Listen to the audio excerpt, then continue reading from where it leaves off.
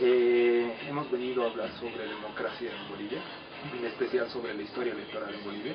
La primera pregunta es, ¿cuáles considera usted que son los hitos más importantes de la historia electoral en Bolivia?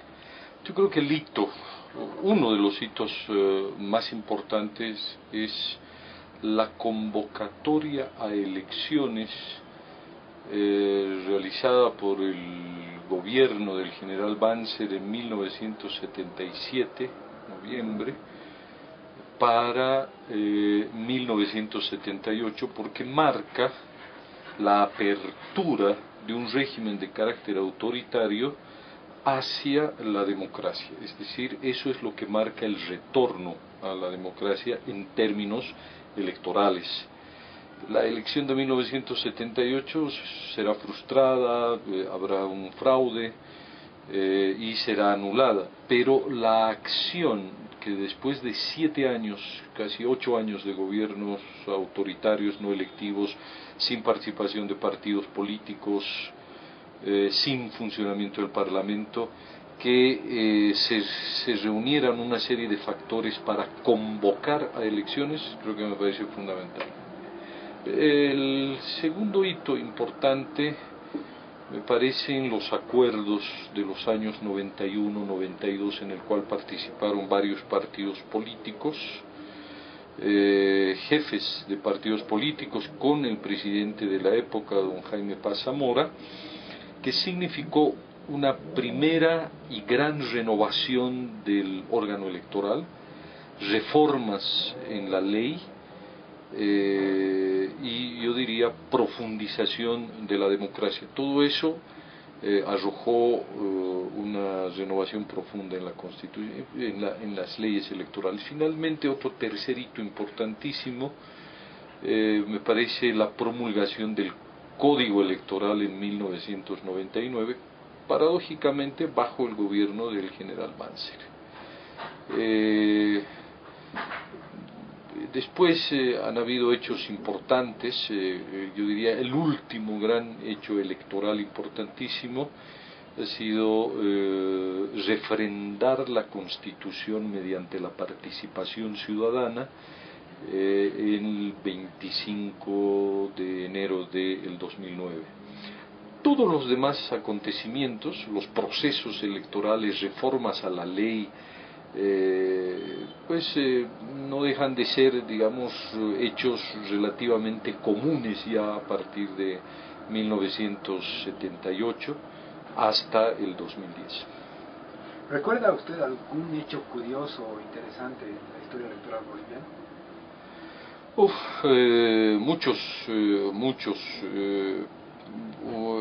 Entre las elecciones de 1985 y las de 1989 operaba una práctica bastante común que era la anulación de mesas electorales, el recuento de las mesas de votación que se hacían en el Coliseo Cerrado de la ciudad de La Paz. Se mandaban todas las urnas, las actas, y se concentraban en el Coliseo de la ciudad de La Paz y se producía un recuento, o sea, el trabajo de las cortes departamentales no importaba, el trabajo de la Corte Nacional Electoral no era importante, lo importante era los partidos políticos revisando las actas y revisando las urnas, revisando voto a voto. Y en esas circunstancias se producían demasiadas y vergonzosas manipulaciones de la voluntad ciudadana expresada en las urnas. Producto de esta práctica que corroía las bases de la democracia y de los procesos electorales, vienen los acuerdos de 1991, del 92, en los que se va a introducir, por ejemplo, a partir de entonces, el principio de la preclusión, que es que todo hecho transcurrido no puede ser revisado. Por lo tanto, ya la revisión de las actas, la revisión de las urnas con las papeletas, es algo que no se produce. Lo curioso también es que hace un par de meses, estamos en agosto, julio del 2011, hace unos 6 meses atrás de esta fecha, hubo algunos asambleístas del partido oficialista que estaban proponiendo la eliminación del principio de la preclusión, algo que había significado un avance importantísimo, seguramente por su desconocimiento y de una desvalorización del principio de la preclusión. Estaban intentando eliminar este precepto del ordenamiento legal. Felizmente eso no ocurrió. ¿Cuáles podrían ser las particularidades del sistema electoral boliviano respecto al de otros países? Es un sistema electoral complejo, muchísimo más complejo de lo que la gente, los intelectuales o los analistas creen. Es un sistema electoral que por lo menos tiene 3 niveles, ¿no? Son 3 sistemas electorales distintos. Uno, el de nacional. Hoy tenemos 9 sistemas electorales departamentales. Cada departamento ha construido un sistema electoral para la elección de sus asambleístas, y esto está en función del número, de la forma, del origen de los asambleístas departamentales. Y también el sistema electoral municipal es totalmente distinto del nacional y por supuesto del departamental. A ello hay que agregar un problema que también muy poca gente lo entiende, que es la relación entre lo que son las fórmulas proporcionales, las circunscripciones plurinominales, las circunscripciones uninominales y los mecanismos de elección mayoritarios. Este sistema electoral de 3 niveles territoriales y más esta compleja relación entre lo proporcional y lo mayoritario hace del sistema electoral boliviano, yo diría, uno de los más peculiares. Sin embargo, en el mundo también se pueden encontrar diseños muy ingeniosos y también complejos. Cada realidad política, de acuerdo a su historia, a su realidad poblacional, a los factores políticos, diseña un sistema electoral que intente introducir un mecanismos de equilibrio en su propia sociedad. Bolivia ha hecho eso, ha construido un sistema electoral complejo porque tiene que atender como múltiples demandas de la ciudadanía. ¿Cómo calificaría el sistema de partidos en Bolivia y cuáles sus principales características? El sistema de partidos pues tiene unos orígenes antiguos, aproximadamente más, yo diría, de un siglo. En sus orígenes, en su mecanismo de conformación, yo diría que para América Latina es también es un referente importante de su antigüedad. Estamos hablando finales del siglo XVIII, principios del siglo XIX.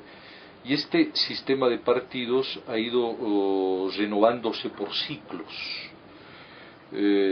La primera gran fundación de partidos políticos es en estos finales del siglo XIX, y luego está muy vinculado a lo que es, por ejemplo, la Guerra del Chaco, la Revolución Nacional y la recuperación de la democracia. Estos 3 grandes momentos que ha vivido la sociedad y el Estado boliviano han marcado el final y el principio de un ciclo de los partidos políticos, ¿no? Yo diría que, por ejemplo, a partir del 2005 en Bolivia el sistema de partidos se ha renovado enormemente. Algunos partidos han salido del circuito del escenario político, han ingresado nuevos partidos, y uno de ellos es un protagonista de la historia, es el partido gobernante, el Movimiento al Socialismo.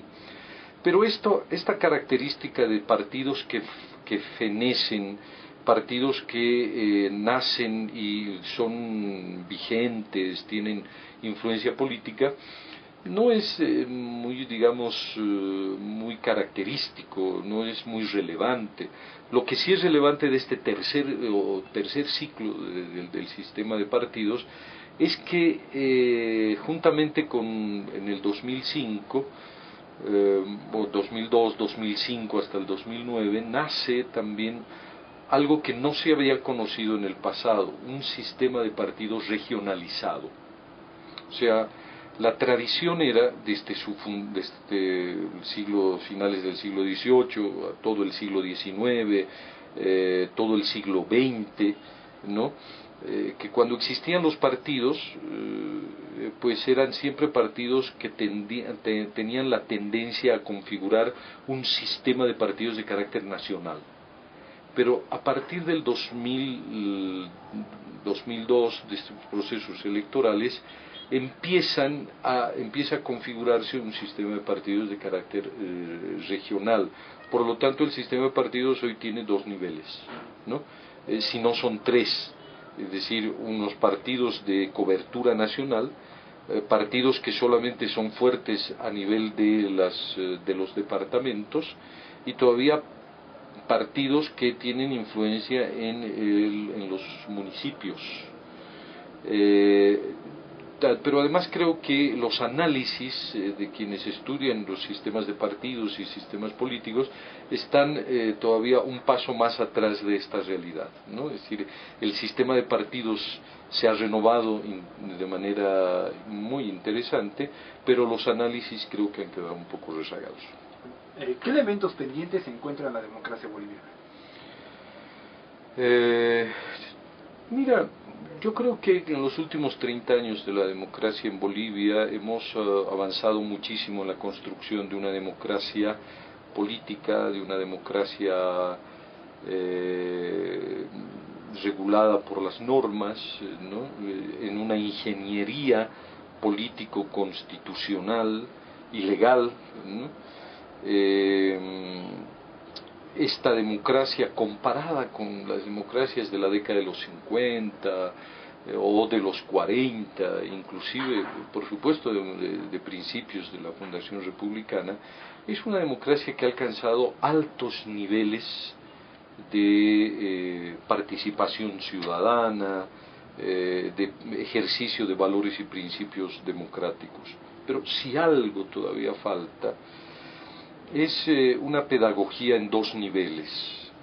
El primer nivel es en las autoridades de gobierno o las autoridades del aparato estatal, que tienen un conocimiento superficial de lo que son las democracias, y también tienen una visión instrumental de la democracia, ¿no? Es decir, utilizan a la democracia para llegar al poder, conservar el poder, pero hasta ahí llega su dimensión, su compromiso con la democracia.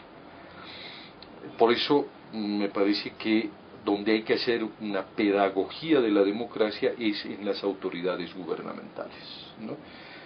Hay un politólogo norteamericano que decía que la salud de las democracias no depende tanto de los ciudadanos como de los líderes políticos, y creo que ahí hace falta todavía una pedagogía en nuestro caso. Y el otro nivel donde hay que hacer una pedagogía importantísima es con los pueblos indígenas originarios campesinos, y con esta errada visión que se tiene respecto de los usos y costumbres.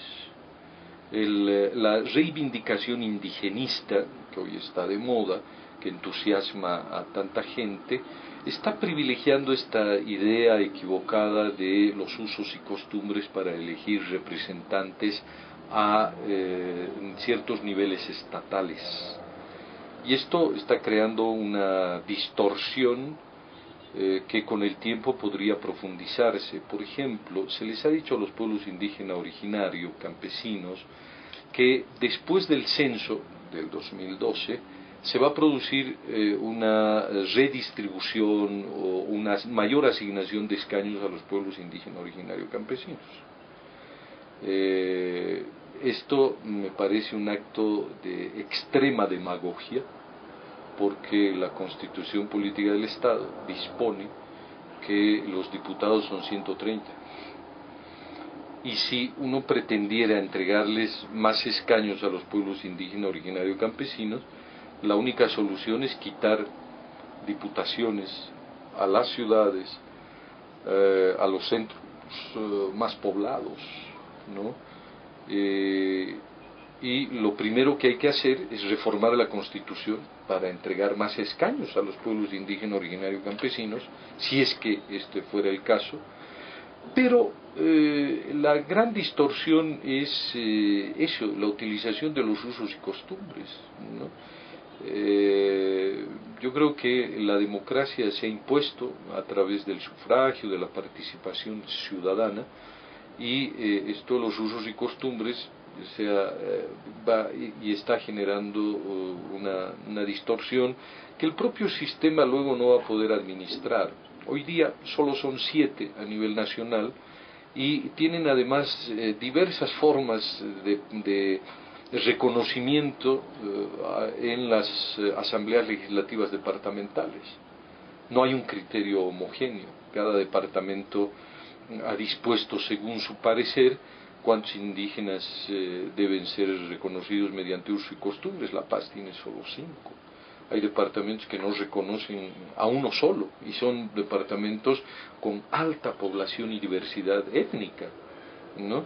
Hay otros que han diseñado unas formas de participación de los pueblos indígenas pues de maneras muy confusas y han generado ya problemas. El último es la Asamblea Legislativa Departamental de Santa Cruz, donde se ha inventado una comunidad que es la Mojeño Yuracaré, ¿no?